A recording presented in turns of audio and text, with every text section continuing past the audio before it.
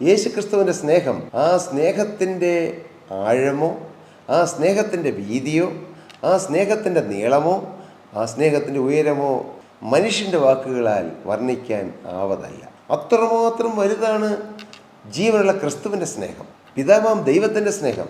യോഹന്നാന്റെ സുവിശേഷം 3-ാം വാക്യം ഇപ്രകാരം പറയുന്നു: തൻ്റെ ഏകജാതനായ പുത്രനിൽ വിശ്വസിക്കുന്ന ഏവനും നശിച്ചു പോകാതെ നിത്യജീവൻ പ്രാപിക്കേണ്ടതിന് ദൈവം യേശുവിനെ നൽകുവാൻ തക്കവണ്ണം ലോകത്തെ സ്നേഹിച്ചു, നമ്മെ സ്നേഹിച്ചു, എന്നെ സ്നേഹിച്ചു, നിങ്ങളെ ഓരോരുത്തരെയും സ്നേഹിച്ചു.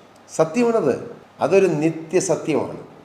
നിങ്ങൾ ഒരുപക്ഷെ ഇന്ന് ഈ വാക്കുകൾ കേട്ടുകൊണ്ടിരിക്കുമ്പോൾ എന്നെ സ്നേഹിക്കാൻ എനിക്ക് ആരുമില്ല, എന്നെ കരുതാൻ എനിക്ക് ആരുമില്ല, എൻ്റെ ദുഃഖം, എൻ്റെ സങ്കടം ഒന്ന് അന്വേഷിക്കാൻ ആരുമില്ല, എൻ്റെ ക്ഷേമം അന്വേഷിക്കാൻ ആരുമില്ല, എന്നെക്കുറിച്ച് ചിന്തിക്കുന്നവരാരെങ്കിലും ഉണ്ടോ?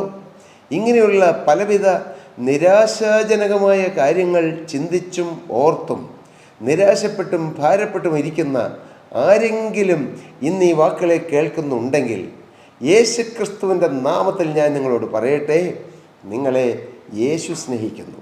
ആര് സ്നേഹിക്കുന്നില്ലെങ്കിലും കുഴപ്പമില്ല പ്രിയരേ, യേശു സ്നേഹിച്ചാൽ പോരെ. ആ യേശുവിൻ്റെ സ്നേഹം പൂർണ്ണമാണ്, മനുഷ്യൻ്റെ സ്നേഹം പൂർണ്ണമല്ല. കാരണം മനുഷ്യൻ അവനവനെ കൂടി സ്നേഹിക്കുന്നവരാണ്, ഇല്ലേ? നമ്മെ തന്നെ നാം സ്നേഹിക്കുന്നു. ഒരു അല്പമെങ്കിലും അതിന് ഏറ്റക്കുറച്ചിൽ വന്നെന്നിരിക്കാം, പക്ഷെ നാം നമ്മെ സ്നേഹിക്കുന്നു, നാം മറ്റുള്ളവരെ സ്നേഹിക്കുന്നു, ആ കൂടെ നാം ചിലരെയെല്ലാം സ്നേഹിക്കുന്നു. അതുകൊണ്ട് ഈ സ്നേഹം ഡൈവേർട്ട് ചെയ്തു പോകും, ഈ സ്നേഹം പലരിലേക്കായിട്ട് ഡിവൈഡ് ചെയ്തു പോകും. എന്നാൽ ക്രിസ്തുവിൻ്റെ സ്നേഹം, നമ്മോടുള്ള ക്രിസ്തുവിൻ്റെ സ്നേഹം, ഓരോരുത്തരോടുള്ള ക്രിസ്തുവിൻ്റെ സ്നേഹം അത് പൂർണ്ണമാണ്. കാരണം നമുക്ക് ഓരോരുത്തർക്കും വേണ്ടിയിട്ട് ഇൻഡിവിജ്വലായി, നമുക്ക് ഓരോരുത്തർക്കും വേണ്ടി ക്രിസ്തു യാഗമായി. പ്രിയ സഹോദരി, നീ മാത്രമേ ഈ ഭൂമിയിൽ ജനിച്ചുള്ളായിരുന്നുവെങ്കിൽ പോലും നിനക്ക് വേണ്ടി യേശു മരിക്കുമായിരുന്നു, ജീവൻ തരുമായിരുന്നു, ജീവരക്തം നമുക്ക് വേണ്ടി ഒഴുക്കുമായിരുന്നു. അതാണ് കാൽവറിയിലെ നിത്യസ്നേഹം.